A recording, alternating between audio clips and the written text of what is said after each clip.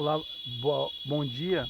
Eu estou aqui no distrito de Peba, numa estrada no meio da natureza.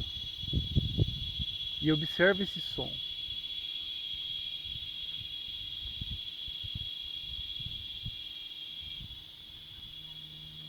Em meio às árvores, o canto das cigarras.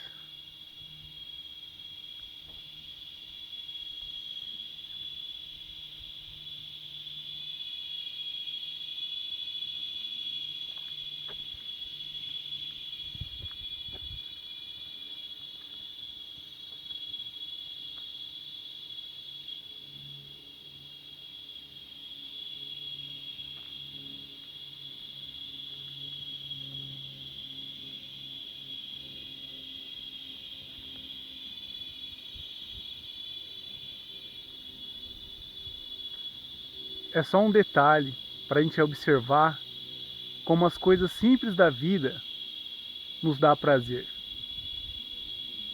Os movimentos das nuvens,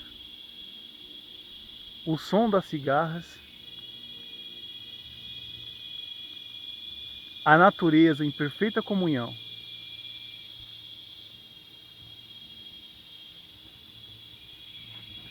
Resumindo, para que sofrência? A vida é maravilhosa.